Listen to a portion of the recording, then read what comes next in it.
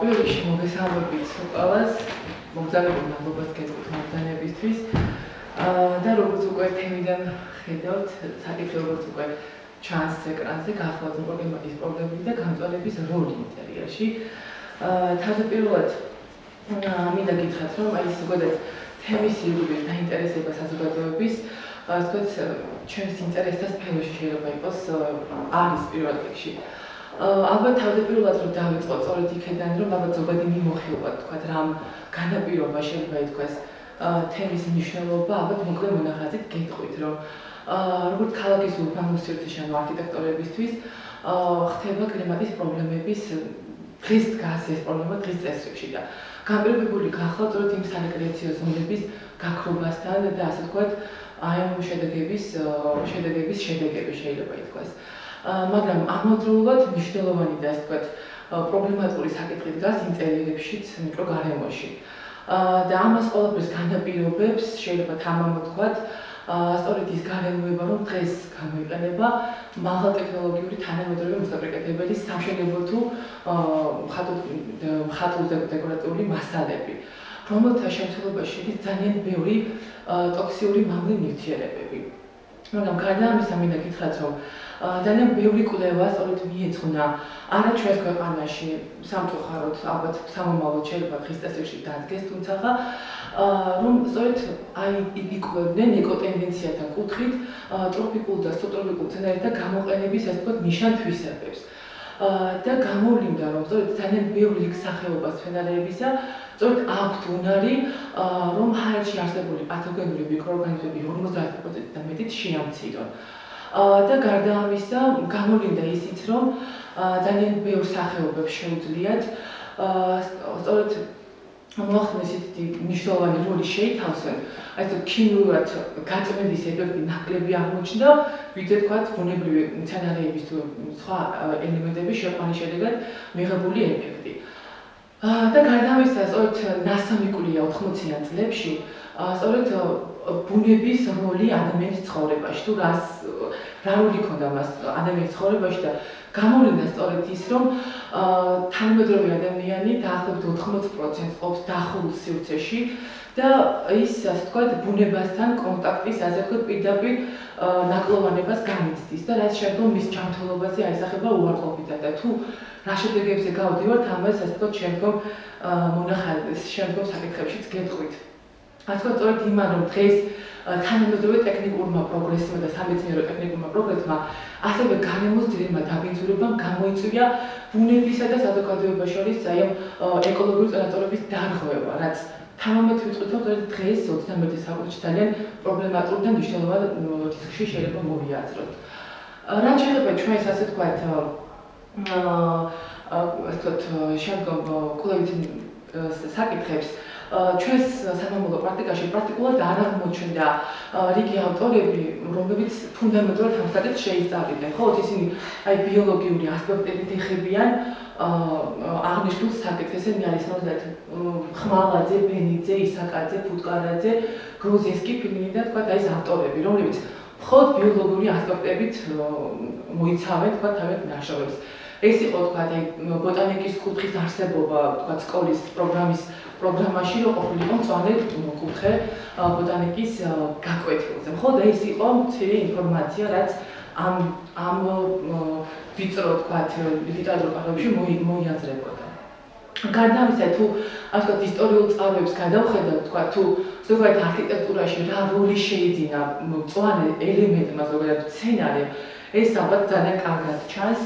თქვათ შემდგომი ეს არის კორინთული ორდენის ანალოგია, ეს სწორედ აკანთის ყვავილი, რომელიც პირდაპირ ისტორიაში ჩაიწერება როგორც სცენარის პირდაპირი ანალოგი. გარდა ამისა, სწორედ 1240 წელს ასე ვთქვათ პირველი ისტორიული წყაროები, სადაც დაფიქსირდა, რომ გამწვანებული სივრცეები არსებობდა არქიტექტურაში. ის იყო მეფე ვილჰელმ, რომელიც ჩავიდა ჰოლანდიაში, იმას მოუწყვეს ეს ზღაპული მიღება, ეს ბრჭყალებში რო არ მოიხსენიოთ და ალბერტ მანტო, რომელიც იყო აი ამ სივრცის, ასე ვთქვათ, ორგანიზატორი, რომ ეს დახვედრა ყოფილიყო და აღმატებულ ხარისხში, ყველა მცენარე მოაქცია ერთ სივრცეში და პირველი ზამთრის ბაღი, ანუ გამწვანებული სივრცეები აი ამ თარეს მიეწერება. გარდა ამისა, ძალიან ბევრი საინტერესო ისტორია აქვს, მაგალითად, აი როგორ შეიქმნა, აი შემდგომ სლაიდზე თუ გადავალთ, ფლორარიუმის შექმნის ისტორია. ეს გახლავთ ძალიან საინტერესო და მას ვორდის ყუთად მოიხსენიება. ეს შემდგომ ასე ვთქვათ, თანამედროვე გამწვანების სახეობებში მან სახე იცვალა და ვთქვათ, ბოთლის სახით წარმოიჩინა, ვთქვათ, მცენარები ბოთლში და დახურულ სივრცეში. და მას შექმნის ესეთი ისტორია, რომ ის იყო მონარქი, რომელიც ვთქვათ, თავის სამოყვარულო დონეზე გამოჰყავდა თანამედროვე მცენარეები, თუმცა აი ინგლისურ კლიმატში ეს ვერ ხერხდებოდა, მას გადააფარა მინის ჭურჭელი. და აი აღნიშნულ ტემპერატურულ რეჟიმში მოხდა ყველა ტიპის მცენარის, ასე ვთქვათ, სიცოცხლის შეძენა და ასე შემდგომ. ასე ძალიან საინტერესო არის, ვთქვათ, იკებანას კულტურა, ვთქვათ, როგორ არის ეს ხელოვნება, რომელიც ასე ვთქვათ, ბუნებისა და ადამიანის დაკავშირება მოხდა იაპონურ ხელოვნებაში. ეს არის გაერთიანებული სამი ელემენტი, რომელიც აი ყველაზე მაღალი არის ცის, ყველაზე საშუალო არის ადამიანის და დაბალი არის უკვე მიწის სიმბოლო. ანუ აი ეს სიმბოლო სამივე მოექცა ერთ კომპოზიციაში და აი ეს ამ სიმბოლიკების სუსტი დაცვით შეყავდათ ინტერიერში. ანუ ეს იყო ერთ-ერთი ძალიან საინტერესო, ვთქვათ, მიდგომა, რომ ამ კუთხით ყოფილიყო მორთული თანამედროვე ინტერიერები. ახლა შემდგომზე გადავიდეთ. ბონსაის კულტურა. ეს არის ოჯახეების გამოყვანის ხელოვნება, ასევე ეს იყო და დღემდე იმართება ტოკიოს ხელოვნების მუზეუმში ეს მსგავსი ტიპის გამოფენა, რომელიც პრაქტიკულად აი მე-19 საუკუნეში ჩაეყარა მას საფუძველი და გამოყავდათ როგორც ნაყოფის მომცემი მცენარეები, ასევე გამოყავდათ სხვადასხვა სახეობები. ძალიან შემატევად იყო ამის გამოყვანა, მაგრამ ძალიან ისეთი მხატვრული სახე ჰქონდა ამას და მე მგონი ღირდა ამისთვის, ასე ვთქვათ, ბევრი დროის დაკარგვა. შემდგომზე გადავიდეთ და ძალიან საინტერესო ფენშუის ინტერიერები, მაგათ ყოველთვის ძალიან კარგად ცნობილი გახლავთ. ფენშუი ეს არის ზოგადად მოძღვრება, რომელიც ჰარმონიას პოულობს ადამიანის ცხოვრებაში, რომ ქარები და წყლები ესეთი თარგმანი აქვს მას პირდაპირი, რომ აი პრაქტიკულად მოხდეს ადამიანის დაკავშირება, ანუ ფსიქოემოციური მდგომარეობის აღდგენა, გრადობის შენარჩუნება, მწვანე საფართან, ასე ვთქვათ, პირდაპირ კავშირის დამყარებით. ამიტომ ფენშუის ინტერიერები ცნობილი როგორც ძალიან სარელაქსაციო და ძალების აღდგენი და ასე შემდგომ. აი თუ გადავხედავთ შემდგომ, ასე ვთქვათ, პრაქტიკას, როგორც არქიტექტორებისთვის ძალიან ცნობილი გახლავთ ეკოარქიტექტურის მიმდევრების, ასე ვთქვათ, შემოქმედებაში. ძალიან ცნობილი გახლავთ კენ იანგის ბიოკლიმატური ცათამბჯენი. ეს ცნობილია როგორც თანამედროვე, ასე ვთქვათ, შენობა, რომელიც მან შემოიყვანა, კენ იანგმა შემოიყვანა გამწვანებული ტერასები, რომლებიც შემოდიოდნენ ინტერიერში. ამით ახერხებდა ქარის ნაკადების ცვალებადობას და ასე შემდგომ. შემდგომი თქვათ ძალიან საინტერესო მაგალითი გახლავთ, აი ემილიო ამბაჯის შემოქმედება. პირდაპირ ეს არქიტექტორი გახლავთ, პირდაპირ აი თქვათ ეკოარქიტექტურის შემქმნელი, რომელიც მთელ თავის შრომას სდებდა ბუნებისა და ადამიანის ჰარმონიულ თანხმდრაში და მან ერთ-ერთი ნაგებობა, რომელიც გახლავთ იტალიაში, პირდაპირ ესეთი სახე მისცა, რომ ყველა სივრცეს ეს იყო, ვთქვათ, ეს არის სამართლობო შენობა და ყველა ეს არის კვლევითი ლაბორატორიები, პალატები, ყველა ეს სივრცეები გამოდიოდნენ ერთ კონკრეტულ სივრცეში, სადაც პრაქტიკულად თავს იყრიდა ყველა მცენარე და ამით ის ახერხებდა, ასე ვთქვათ, იმ ჩანაცვლებას პრეპარატების შეიძლება პირდაპირ ითქვას, იმიტომ რომ პრაქტიკულად ეს იყო პირდაპირ, ასე ვთქვათ, კვლევებმა დაადგინეს, რომ პროექტი მოხდა ესეთი თავიანთ აი მცენარის მიერ თვისება, რომელიც პირდაპირ ანაცვლებს პრეპარატების რაოდენობას. ეს არის კვლევის ერთ-ერთი მნიშვნელოვანი ნაწილი. გარდა ამისა, აი მაგალითად შემდგომი ეს არის ჯონ პელდინ პორტმანი, ეს არის არქიტექტორი, რომელიც ქმნის ძალიან ბევრ მაღალსართულიან ესეთი მასიურ ნაგებობებს. სანტონოს ტიპის ნაგებობები ძირითადად და გარდა იმისა, რომ მას შემოყავს ინტერიერში მცენარეები, ანუ გამწვანების მასიური, თქვათ, სივრცეები, ასევე შემოიყვანა პირდაპირ წყლის აუზი თევზებით და ჩიტები, რომლებიც ტყის იმიტაციას ქმნიდა და ამით ბუნებასთან პირდაპირ კავშირს ადამიანს, ასე ვთქვათ, აახლოვდა. და დღეს ძალიან ცნობილი გახლავთ პორტმანის ინტერიერები ძალიან მოთხოვნითი ბაზარზე ძალიან მაღალბიუჯეტიანი. შემდეგზე გადავიდეთ თუ შეიძლება. ასევე ძალიან ცნობილი გახლავთ ნორმან ფოსტერი კომერცბანკის შტაბ-ბინა, რომელიც გახლავთ პირდაპირ ეს თქვათ ეკოარქიტექტურის თანამედროვე და ძალიან მნიშვნელოვანი მაგალითი. პრაქტიკულად ნორმალ ფოსტერმა უარი თქვა, მაღალ ბიუჯეტიან, ასე ვთქვათ, ჰაერის გამწმენთ საშუალებებზე და პრაქტიკულად შეიყვანა გამწვანებული სივრცეები და ამით მოახდინა ფილტრაცია ჰაერის, ასე ვთქვათ, რეგულირება ამ თვალსაზრისით. ასევე შემდგომი ნამუშევარი ეს არის ძალიან ცნობილი პატრიკ ბლანკის ჩვენს ალბათ ძალიან ცნობილი გახლავთ მეტრო ავლაბრის ცოცხალი ვერტიკალური კედელი. თუმცა მინდა გითხრათ, რომ ეს არის ქალაქის ურბანულ გარემოში, მაგრამ პატრიკ ბლანკის ინტერიერები, ასე ვთქვათ, ის არ არის არქიტექტორი, მაგრამ არის ბოტანიკოსი და მისი გამოგონებას პირდაპირ ეკუთვნის, რომ მან შექმნა, ასე ვთქვათ, ვერტიკალური ცოცხალი კედელი. იკვლია ბუნებრივი ამის შესახებ და გამოვლინდა, რომ 8000 სახეობა პრაქტიკულად იზრდება ყველანაირი ზედაპირის, აქედან 2000 სხვა სახეობა იზრდება ყველანაირი ზედაპირზე ნებისმიერ ნიადაგის გარეშე. ამით პრაქტიკულად შთააგონა შეიძლება ითქვას, რომ შეიქმნა ვერტიკალური გამწვანების ძალიან მოთხოვნადი და პოპულარული სახეობა. შემდგომი რომ გადავიდეთ იმასო, შემდგომი ეს არის ედინა ტოკოტი, ეს არის უნგრელი მხატვარი, რომელიც ამავდროულად ქმნის ინტერიერში ვერტიკალურ ფიგურებს და ეს თავიდან მან დაიწყო როგორც ურბანულ გარემოში, მაგრამ საზოგადოების დაინტერესებას მოყვა შემდგომ ის, რომ ის უშუალოდ შეიყვანა უკვე ინტერიერში და დღეს ბადაზე ძალიან მოთხოვნადია ამისი ინტერიერები. აი, ჩვენთვის ძალიან საინტერესო გახლავთ, რა ხდებოდა ზოგადად ჩვენ რეალობაში, ანუ ჩვენ დედაქალაქში ზოგადად ქართულ არქიტექტურაში თუ იყო მსგავსი ტიპის პრეცედენტები, რომ ყოფილიყო გამწვანებული სივრცეები. რამდენიმე ობიექტი შეიძლება ითქვას წარბაცდით პირდაპირ რომ ვთქვათ და ეს არის მაგალითად ფრანგული სკოლა, რომელიც გახლავთ თბილისში, არქიტექტორი გახლავთ ვიკა ქურციკიძე, რომელმაც პრაქტიკულად აი შეიძლება ითქვას შემოქმედებითი არ ვიცი რა რამდენად დოგმატურად არის დაცული, ვთქვათ, შემდგომი წესები გამწვანების, მაგრამ ჩანს რომ ძალიან ჰარმონიაში არის ეს სივრცე, ვთქვათ, გადაწყვეტილი. შემდგომი სლაიდი ასევე ძალიან მომრავლდა შეიძლება ითქვას ჩვენს დედაქალაქში, ვთქვათ, კაფეები, რომლებიც ზოგადად სცენარიებით არის მხოლოდ აღჭურვილი და ეს არის კაფე ავლაბრის აღმართზე და ასევე აბაშიძის ქუჩაზე ყვავილების კაფე, სადაც შემოდის პირდაპირ სცენარიები ჩვენთან ერთად თანაცხოვრობენ. ეხლა შემდეგი ჩვენთან ტექნიკურ უნივერსიტეტში გვალთესტი ფაკულტეტი, სადაც სამოყვარულო დონეზე შეიძლება ითქვას ეს საზოგადოება პირდაპირ იხსნის, რომ მოუაროს აღნიშნულ სცენარებს და გამოყენებული არის ძალიან ისეთი მოყვარულ სამოყვარულო დონეზე უგლის და ამაში წლებია უკვე ამით ესე ვთქვათ გამოყავთ რუჯუნებით ეს ვთქვათ საინტერესო მაგალითები. მაგალითია რეპლეის გახლავთ მაგალითად შაროლაზე, რომელიც უკვე პრინციპში აღარ არსებობს ეს მაგალითი მოვასწარი რომ დამიფიქსირებინა და აღმოაჩინე ეს არის ვერტიკალური გამწვანება, რომელიც შექმნილი ასე ვთქვათ ისიც ერთ-ერთი ქართული არქიტექტურის თემით გვარი არ დამისახელეს რატომაც ძალიან ისეთი დამაგული იყო ეს საკითხი. ბათუმის მაგდონალდსაც ესეთი შემოსულია სივრცეები, გამწვანებული სივრცეები. შემდეგზე რომ გადავიდეთ, გარდენია შევრდედასაც პირდაპირ გამოჰყავთ ეს ვთქვათ როგორც ინტერიერის, ასევე ვთქვათ ქალაქის ურბანული სივრცეების განკუთვნილი მცენარეები და მრავალწლოვანი და ასე შემდგომ.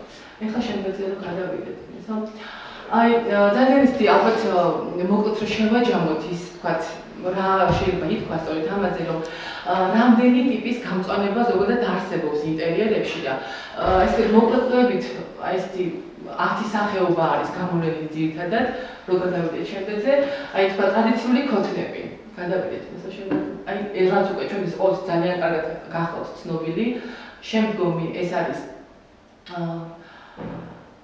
კომპოზიცია კონტეინერებში, ანუ ეს უკვე შემოქმედებითი ხასიათის გახლავთ, ანუ კომპოზიცია, ანუ კონტეინერის ფორმა დამოკიდებული უკვე შემოქმედებით ნაწილს, ანუ რამდენად როგორ ხედავთ ჩვენ ამ თემ კომპოზიციას უკვე მცენარეებით ვთქვათ გალამაზებულს. პოტეფლეში და ასევე რაც უკვე ვილაპარაკეთ ფლორარიუმის ისტორიაზე. ანუ პოტეფლეში ეს არის წყლის ფორმის, ანუ წყლის ფორმის ვაზები შეიძლება ითქვას, რომლებიც აი წყლის ანუ ხდება მათი მცენარეების არსებობა წყლის სავსე ჭურჭელში და ასევე კედელზე ემაგრება. ანუ ესეთ ერთ-ერთ სახეობად არის მიჩნეული გამწვანების.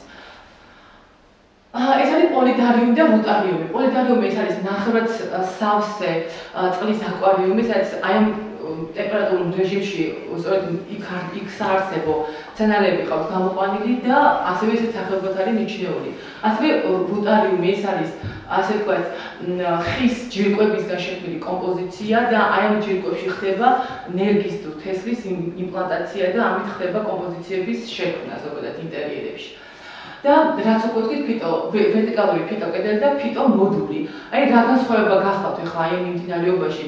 ანუ ფიტოკედელი ეს უკვე არის ძალიან მასშტაბური, შეიძლება იყოს აი 100 კვადრატული ფართის მქონე თქვათ ვერტიკალური კედელი და ძალიან შეუზღუდავი ფართის შემთხვევაში ეს მოეწყოს, მაგრამ ფიტომოდული უშუალოდ ეს არის უფრო პატარა ფორმის 50-50 შეიძლება იყოს ძალიან მარტივად ფორმა შეიცავს მას, ასევე დაიდგას იატაკზე, ასევე დაეკიდოს და ამით თქვათ სივრცის ზონირების საშუალება შეიძლება მოხდეს ამ თვალსაზრისით. აი შემდგომი ეს არის ვერტიკალური ფიგურები და ფორმები. ესეთ ერთ-ერთ გამწვანების სახეობებში გახლავთ მიჩნეული, რომ ეს დღეს ძალიან პოპულარული არის ბაზარზე. შემდეგზე რომ გადავიდეთ და გარდა ამისა ეს კი მცენარეების თქვათ შეყვანა ინტერიერში სამ ჯგუფად არის მიჩნეული, ანუ ეს რას ნიშნავს, რომ სამი კატეგორიის სამი ჯგუფის მცენარეები შედის ინტერიერში. ეს არის ლამაზად მოყვავილეები, ანუ ლამაზად პირველი უკაცრავად მაჩვენებ შემდგომი სლაიდი. შემდგომი. აი ეს გახლავთ დეკორატიულ ფოთლება მცენარეები, მეორე არის უკვე ლამაზად მოყვავილეები, ესეთი ამ ჯგუფში ერთიანდებიან და მესამე ის არის კაქტუსი და ჭუმფი. ესეთ ერთ ჯგუფში არის თავმოყრილი. ეხლა მინდა თქვენი ასე ვთქვათ ყურადღება შევაჩერო ალბათ იმაზე, რომ ძალიან ბევრ დადებით ნაწილზე ვილაპარაკეთ. ბუნებრივია და ალბათ ეს პირდაპირ კავშირში გახლავთ იმ ფოტოსინთეზირების პროცესთან, რაც ზოგადად სცენარის თვისებასთან პირდაპირ კავშირში გახლავთ. შემდგომი სლაიდი რო ვაჩვენოთ, ეს ალბათ გადავიდეთ კიდე შემდეგზე. აი ეს გახლავთ ფოტოსინთეზირების პროცესი, რომელიც აი თქვა ორგანული ნივთიერებების გამოვლინების შედეგად მიმდინარეობს და მისთვის აუცილებელია სამი ძირითადი კომპონენტი. ეს არის სინათლე, ნახშირჟანგი და წყალი. აი შემდეგზე გადავიდეთ. პირდაპირ ეს ანუ წყალს ის იღებს ნიადაგიდან ფესვების საშუალებით, ნახშირჟანგი ჰაერი და ფოთლების ბაგეების გავლით და სინათლის მზის გამოსვლით. ან თუ ეს სამი კომპონენტი არ დააკმაყოფილა ადგილმდებარეობა მცენარისა ინტერიერში, ის პრაქტიკულად იმ დოზით ვერ მოახერხებს ფოტოსინთეზირება და ზოგადად შედეგსაც ძალიან ისეთი მინიმალურს შეიძლება ითქვას მივიღებთ.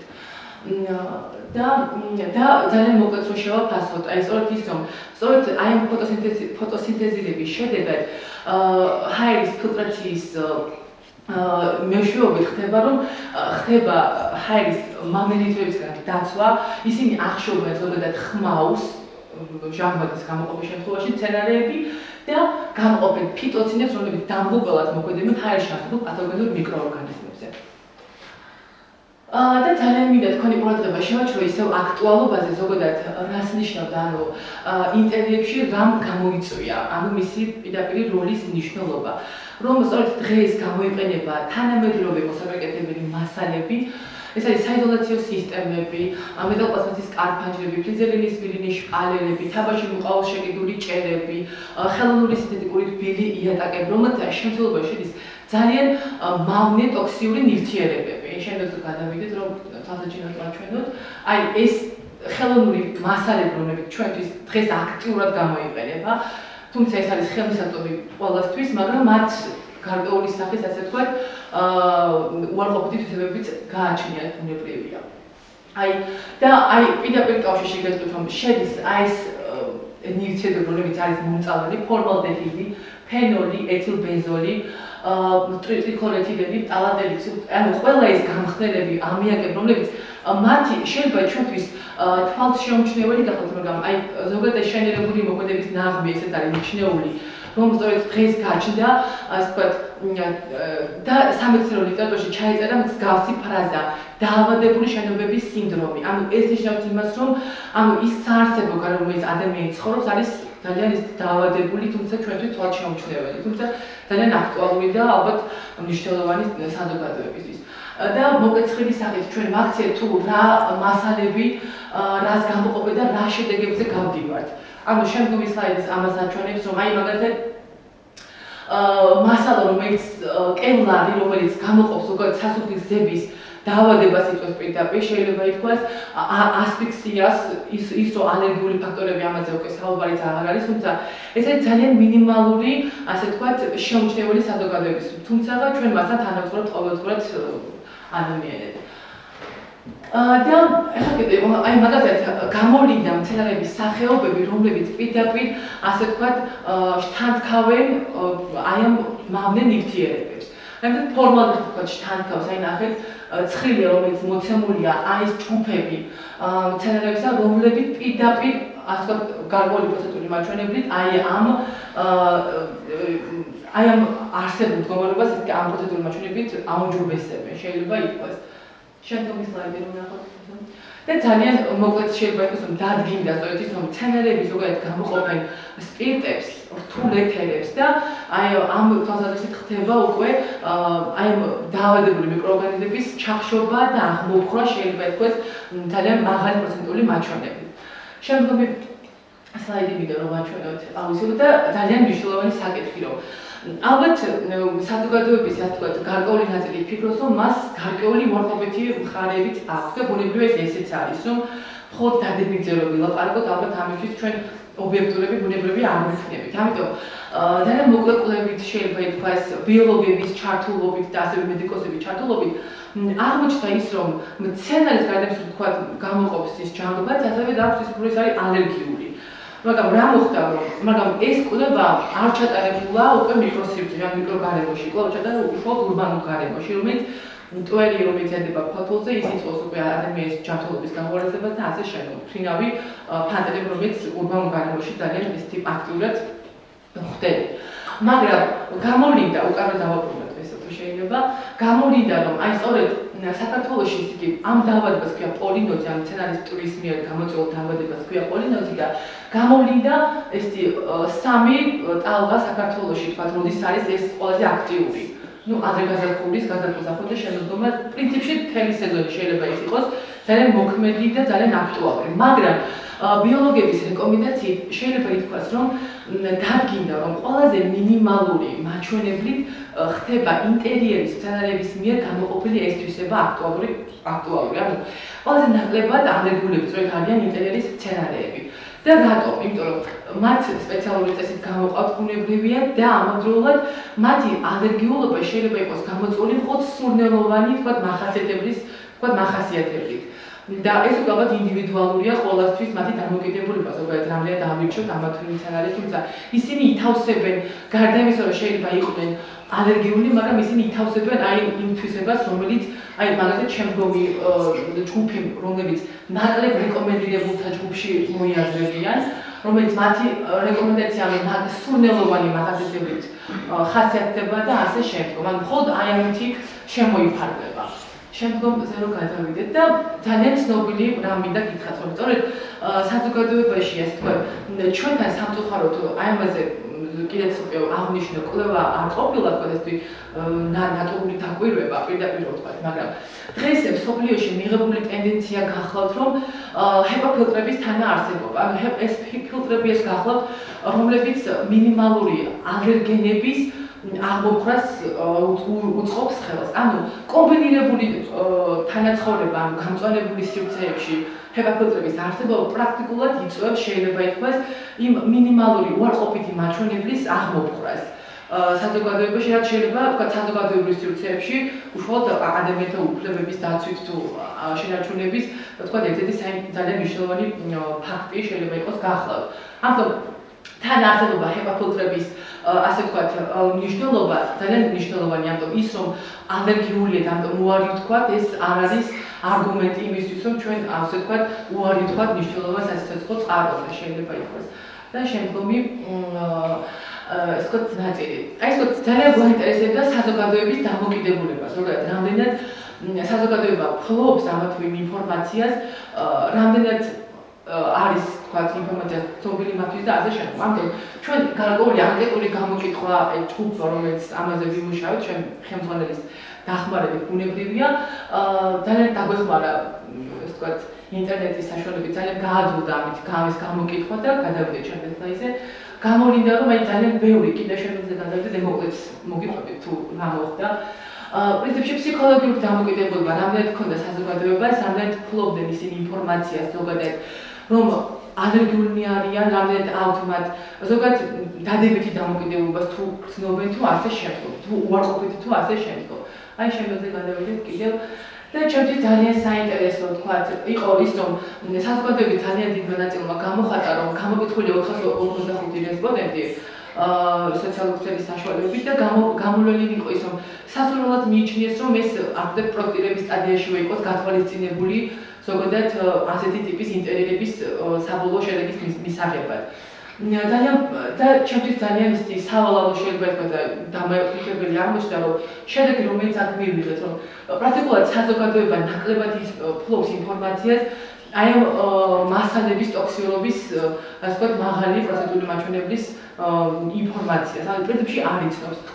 ანუ გამოვლინდა რომ იცნობს მხოლოდ 16% არ იცის, ანუ ყველაზე მაღალი მაჩვენებელი იყო ისინი არ ფლობენ ინფორმაციას. და ეს გახდა ასე ვთქვათ ეს დამაფიქრებელი შედეგი რომელიც ვთქვათ აი გადავიდეთ შემდგომზე ესეთი შეიძლება ხო აი ეს არის 97%-მა არ იცის რომ ეს ინფორმაცია ესეთი აქვს ამაზე ინფორმაცია. ჩვენ ასევე გვაინტერესებდა ალერგიულობის მახასიათებლები ვთქვათ რამდენად საზოგადოება ალერგიული ეს არ იყო სამედიცინო კვლევა უნებრივია მაგრამ რატომღაც ჩვენ მივიჩნევთ რომ იქნებ საინტერესო ყოფილიყო ეს შედეგებიც. მაგრამ აი ყველაზე მინიმალური აჩვენა 4% არის ალერგიულობა მათი აი მახასიათებლის გათვალისწინების და მაქსიმუმ აჩვენა რომ ისინი არ არიან ალერგიული ინტერიერის სცენარების მიმართ კონკრეტულად. აი შემდეგზე რომ გადავიდეთ. აი და რაც შეეხება სახელმწიფოს დამოკიდებულებას. მე ძალიან მაინტერესებდა ზოგადად სახელმწიფოს რეგულირების საკითხი. იქნებ ჩვენი ჯანდაცვის სამინისტრო ფლობდა რაიმე ინფორმაციას ან ნორმატივებს რომლებიც უშუალოდ აწესებდა ამ თვალსაზრისით, ან შეზღუდვები თუ იყო თუ ასე შემდეგ. ჩვენ მივმართეთ გარკვეული კითხვარით მათგან და პასუხად მივიღეთ, რომ პრინციპში პასუხი იყო, ყველა პასუხი იყო დადებითი თუ უარყოფითიც, თუმცა აღმოჩნდა, რომ სახელმწიფო პრაქტიკულად არ ფლობს არანაირ ვალდებულებას, ანუ ამ ჯერზე ამ ეტაპზე ისინი არ განიხილავენ ამ საკითხს ზოგადად და არანაირი შეზღუდვებიც ამ საკითხის მიმართ არ აქვს. მხოლოდ იყო ერთადერთი ის, რომ აი 2010 წლის 17 ნოემბრის დადგენილებით უყარო გადმოვიდეთ. მათ ასე ვთქვათ, მიიღეს დადგენილება სანიტარული ნორმების დაცვასთან დაკავშირებით, თუმცა აქაც გარკვეული შეზღუდვების ადგილი არ ჰქონდა ამ მიმართულებით. და რაც მაინტერესებდა შემდგომ ეკონომიკური თქვათ დაინტერესება, რამდენად თქვათ საზოგადოება მოთხოვნა ბაზარზე გადავიდეთ შემდეგზე რომელიც რა კატეგორიის სცენარებიც ჰქონდათ, ანუ რას ითხოვს ეს ბაზარი, ჩვენი საზოგადოება რა ტიპის სცენარებით არის დაინტერესებული და ანუ აი ეს სახეობები არის ძირითადად 30 სახეობა არის, სულ რაც მოთხოვნადი იყო და ნუ რამდენი საინტერესო ფასდარიცხვა ეს უკვე ალბათ ინდივიდუალურია. და შემდგომი ეს და ალბათ ჩემთვის შეიძლება პირველად ძალიან დამაინტერესა ის იმან რომ ზოგადად გამეგო აი ვერტიკალური გამწვანების ერთ-ერთი ტექნოლოგია რომელიც ჩვენთან არსებობს ამისი ასე ვთქვათ მაგალითი რომ უკვე არსებობს ალვაბრის ფასადზე ამ მეტრო ალვაბრის ფასადზე და მე დავინტერესე ის ტექნოლოგიის შესწავლით რამდენად ვთქვათ ის ხელმისაწვდომია საზოგადოების ყველა ფენისთვის თუ ასე შემდგომ და თუ საინტერესოდ ჩათვლით მე თქვა შემიძლია ამაზე ველაპარაკოთ ამზეც თქვენთვის მისაღებია შემდგომი სლაიდი რომ ვაჩვენებ და მე მაინტერესებდა უკვე ინტერიერში რა ფასდაგეთო შეიძლება ამას თქონდა რა სეგმენტზე შესაძლებელი ყოფილიყო ამის თქვათ გათვალისწინება. ნუ ამბობთ საკმაოდ ძვირადღირებული სიამოვნება გახალთ პირდაპირ რომ ვთქვათ, ნუ ერთი კვადრატურის ფასი დაახლოებით 1894 ლარი გახალთ, თუმცა ნუ შედეგები რომლებიც მას აქვს, იმდენად დადებითია, ალბათ რა ვიცი, ფასიც შესაძლებელსაც მაღალია. ამიტომ რა ვიცი, ამდენად შედეგზე გადავიდეთ ისე. და კიდევ ერთხელ მინდა თქვენი ასე ვთქვათ ყურადღება გავმახვილოთ სწორედ აი ამ ნაწილზე ფოტოსინთეზირებას რაც აქტუალობას ძენს ჩვენს ასე ვთქვათ საკითხის მნიშვნელობას. აი შემდეგი სლაიდით რომ ვაჩვენოთ ესო და პირველ რიგში რომ აი ჩვენ სწორედ ადგილი განსაზღვროთ ინტერიერში სწორად მისი. ანუ ის რომ მხოლოდ ფანჯრის რაფაზე დავდგათ მცენარე ამითი არ მოიწურება მისი როლი ინტერიერებში, ხო?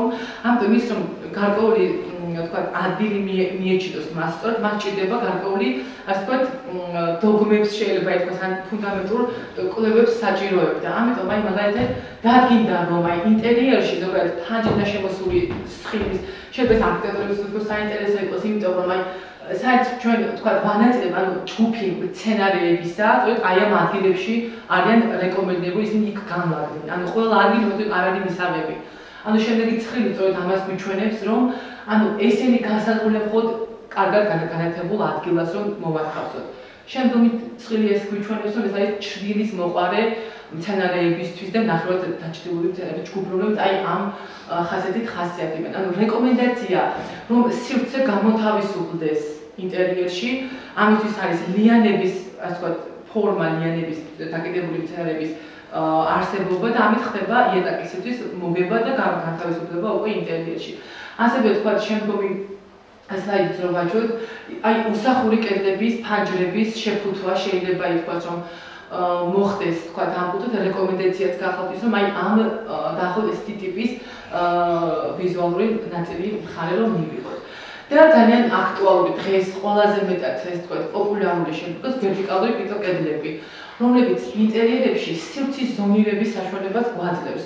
რაც პრაქტიკულად როგორც არქიტექტურისთვის ძალიან მნიშვნელოვანია, უსახური კედელი თუ გარკვეული სახის თქვათ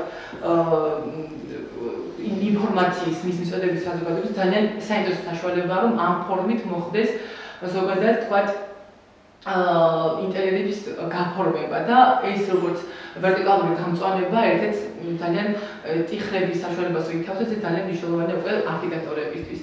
და აი რაც თავარი რომ ეს ყველაფერი მოხდეს ერთ სრულყოფილ, ასე ვთქვათ, სრულყოფილობაში რამდენად აღმატებულ ხარისხში ავიც, მაგრამ რაღაც მიახლოებული მაინც რომ იყოს შეჩვენის სამი კომპონენტი, რომ ეს არის რომ სახეობების სწორად შერჩევა არის ძალიან მნიშვნელოვანი, მათი ასე ვთქვათ, მოვლის წესების ცოდნა და ადგილმდებარეობის განსაზღვრაც ყველაზე აქტუალური და მნიშვნელოვანია უკვე ამ საკითხში. და აი ძალიან ესეთი რაც შემიძლია ვთქვათ, მოკლედ გითხრათ, რომ პრაქტიკულად ჩვენ ყველა კვლევით ნაშრომში პრაქტიკულად ჩვენ არ გქონდა მასალა, თქვათ, როგორ გავიდნენ ამა თუ იმ შედეგებზე, ანუ როგორი რა კვლევები ჩაატარეს, თქვათ, და რა ეს ტიპები როგორ მიიღეს. ხოთ იყო საუბარი, რომ აი თქვათ, ფართის გაზრდის შემთხვევაში უკვე ინტერიერების იზრდებოდა, თქვათ, პროცენტული მაჩვენებელი გამწვანებისა. ესეთი ერთ-ერთი პასუხი იყო, მაგრამ აი რამდენად ალბათ უკვე საზოგადოებისთვის მიგვინდვია ზოგადად ეს დამოკიდებულებაც ზოგადად ამ საკითხის მიმართ, რომ იქნებ რაღაცნაირად მოხდეს, რომ ჩვენც რაღაცად ერთი წვლილი მაინც შევიტანოთ, რომ მოკლედ ჩვენც გავსაუბროთ რამდენი პროცენტული მაჩვენებლით ეს მოხდეს უკვე ინტერიერში. აი მაგალითად ის, რომ ჩვენ ავიღებთ ის, რომ ჟანგბადიანი 21% ატმოსფეროში და ოქროს კვეთის პრინციპს დავამყარეთ შეიძლება თქვას. ახლა ამ მეთოდს რამდენად აქვს უკვე არსებობის უფლება? ალბათ აქვს, იმიტომ რომ უკვე საზოგადოებისთვის მოგვინდია, რომ გარკვეულ ექსპერიმენტულ კვლევას ესეთ საჭიროებს, მაგრამ მას ფიქრობთ თანაარსებობის უფლება აქვს, რადგანაც გამოვლინდა სწორედ აი ერთი კონკრეტული მაგალითი საფუძველზე მიახლოებული ციფრი, რომ ჩვენ ყოლდა რამდენი ფართის რა ნაწილი დაეკავებინა უკვე ინტერიერში ამა თუ იმ სივრცეს. ერთ-ერთი მაგალითი ამაზე გავაკეთეთ, ეს ოქროს კვეთის პრინციპზე დაყრდნობით და თუ ეს უკვე ხმართ თქვენ დაგარდეთ, შემიძლია ვილაპარაკოთ და მოხდა ცხრილის, ასე ვთქვათ, ცხრილის სახე მივეცით, მას რომ 5 აი შემდგომზე გადავიდეთ, 5 კვადრატულის ფართიდან 100 კვადრატულამდე გამსხავროთ გამწვანებული ფართის მინიმალური აუცილებლის, ასე ვთქვათ, აუცილებლობა, თქვათ, ყოფილიყო ინტერიერებში. აი ზოგადად ეს გახლავთ ის, რომ თუმცა ეს შედეგებიც არის ჩვენი ასე ვთქვათ, კვლევის მოგზადებული პასუხი შეიძლება ითქვას, რამდენად ამას საზოგადოება ეთანხმება, ეს უკვე თქვენთვის მოგვინდივა, თუმცა ვფიქრობთ, რომ მას როგორც ასეთი ერთ-ერთი საინტერესო თუ კვლევას, მასაც გარკვეული მნიშვნელობა შეიძლება ჰქონდეს. Ну, ეს არის ძალიან მინდოდა, რომ თქვენთვის ასე ვთქვათ, ამით ამოვწუროთ ჩვენი დღევანდელი მოხსენება, ძალიან ვეცადე, რომ ძალიან მინდა, რომ საზოგადოების ასე ვთქვათ, ტერიტორიას გარკვეული ნაწილი მაინც ფლობდეს ინფორმაციას დღეს არსებულ მდგომარეობაზე და შემდგომ ჩემი სამუშაოს და კვლევის საგნად ეს საკითხი ვაქციო და თუ ეს მოხდა აი მოკლედ დროში, ძალიან დიდ მადლობას მოგახსენებთ ყურადღებისთვის და ასე ვთქვათ, მოგზაურობისთვის პირველ რიგში.